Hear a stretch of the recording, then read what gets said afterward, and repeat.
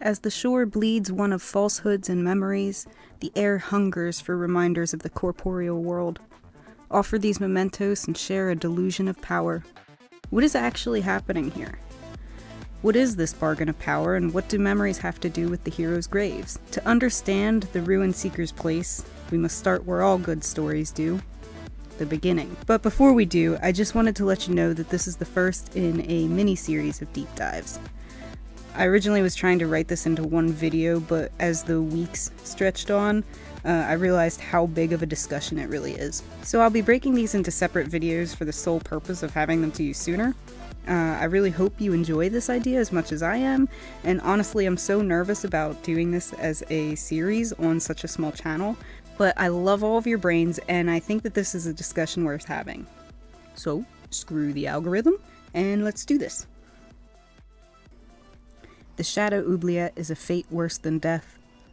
The first time the Ruin Seeker falls, they meet the heir in their prison, and the heir is silently pleading with them to continue on, break them of this place, reminding the Ruin Seeker of the only memory the heir has left, the power to defy death. The heir pleads for the Ruin Seeker to return to the corporeal realm and live again, so that they can release them of this prison and the power. For now, they are one and the same. And thus, the Ruin Seeker's first quest begins. The heir is a beacon, accepting gifts of ash, flowers, and totems from Ruin Seekers, and the Ruin Seeker offers them willingly, not realizing that this is a bargain, a promise to bring either memory or oblivion. So let's look a little closer at the offerings themselves. To gain more health, offer flowers. Flowers are symbolic of life, death, and love.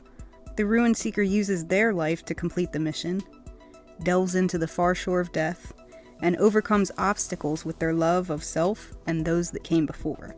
For more effective potions, offer ash. In medicine, a common tool is a mortar and pestle. Herbs are ground up and mixed together into a fine powder like ash.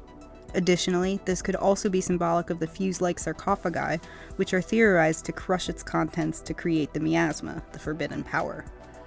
For stronger attack power, offer the tooth. Bone is a symbol for strength, and specifically the point of a tooth suggests an offensive attack. For stronger defense, offer the totem.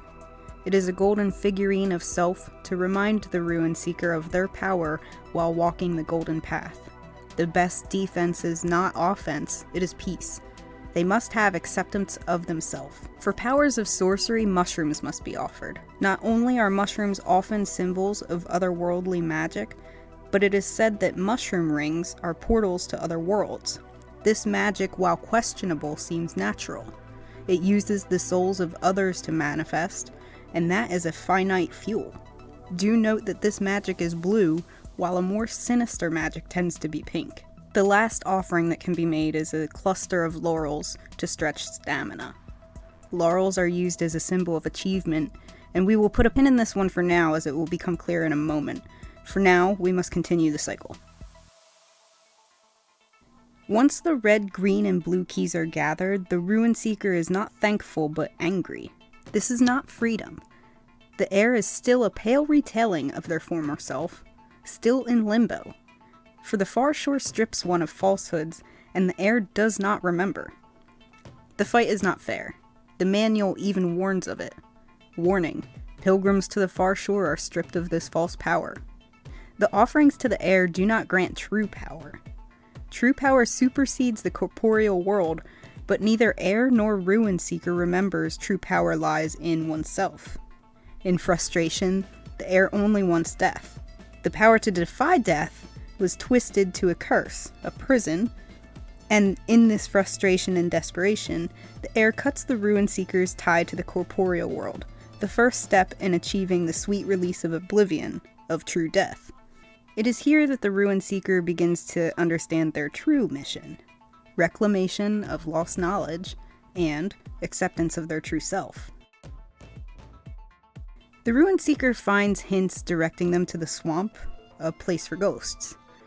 Most did not travel here in the corporeal world, and now that they are a ghost, they can venture through the sunken graveyard to the heir's former seat of power, the cathedral.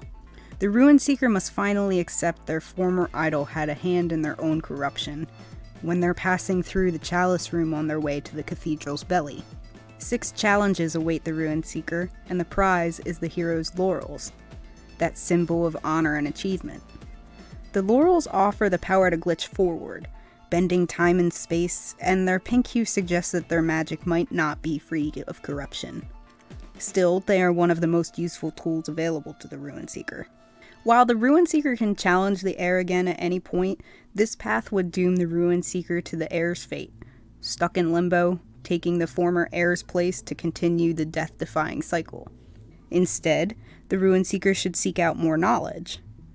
But now on this journey, the Ruin Seeker has the hero's laurels to finally explore the depths of the hero's grave, all 6 of them.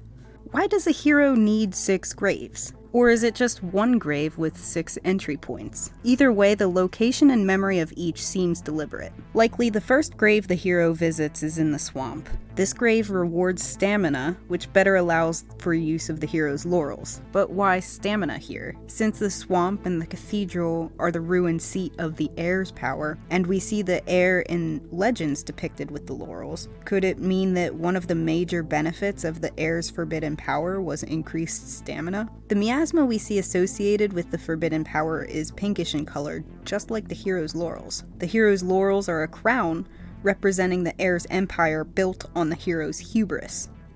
This is all very figurative, so it may seem like a stretch, but I can't help to think how stamina is representative of power. Without stamina, you take more damage.